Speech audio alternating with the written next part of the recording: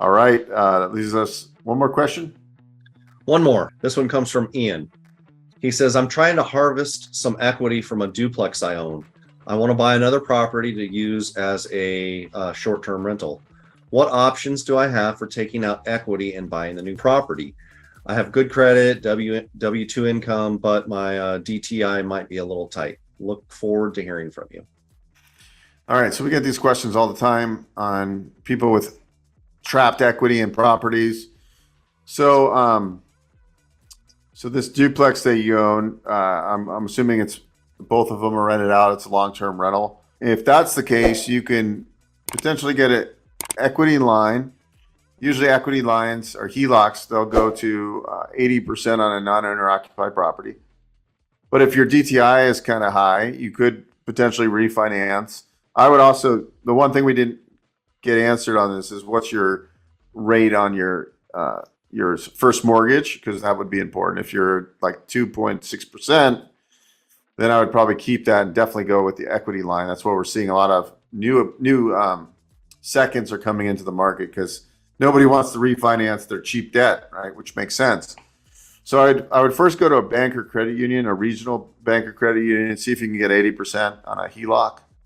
So that's like you get a checkbook, you only pay on what's dispersed, you don't get a full loan amount and pay interest from that full loan amount day one. That would be a good option. And then on your short-term rental property that you're looking to acquire, we do projection-based DSCR loans. So typically it's 20, right now it's about 25% down. Nobody's doing, well, I shouldn't say nobody. There are maybe one or two lenders still doing 80% on STR, but it's getting cut back. So I would figure 20 to 25% down on a projection-based DSCR loan. But the way we always look at DSCR loans is I ask you what your projected annual revenue as a short-term rental, but also what is the long-term rental rate going to be? And sometimes that qualifies. And if it qualifies because it doesn't, we don't need a lease agreement. We can open up and we have all of our lenders will use a rental survey. So if it qualifies in the long-term rental standpoint, then we can look that way. So to answer your question, go to a local bank or credit union first for the HELOC. If you're having DTI problems, let's find out what the rate is on your duplex. And maybe it makes sense to do a DSCR loan. We can do an interest only. We'll go 75% cash out on a DSCR loan. First would be the HELOC, then the DSCR loan. And then on your purchase, we're going to either do a projection-based DSCR loan or we're going to do a long-term rental DSCR loan. DSCR loan, period, on the acquisition. If it needs a little bit of work, this house, we can do a bridge loan. So sometimes we do that. If you find something that needs a lot of work and it's worth more when you fix it up, then we can do a bridge loan where we can lend 85 to 90% of the purchase and 100% of the repair costs. Instead of doing a 12-month term, I do it for 18 or 24 months. Gives you time to fix the property, furnish it, and then get 12 months of history or at least 6 months of history. And then you have options of refinancing because after 12 months, you can put that income on your tax returns and potentially that helps your DTI problem. So there's lots of ways of doing it. This is a common conversation I have every day about how I would do something or why not. There's tons of variables. And I only had about 50% of what I needed, but I wanted to give you kind of an overview because I hope it helps you, Ian, and I hope it helps anybody else that's listening to our Q&As. That there's a lot of ways to go.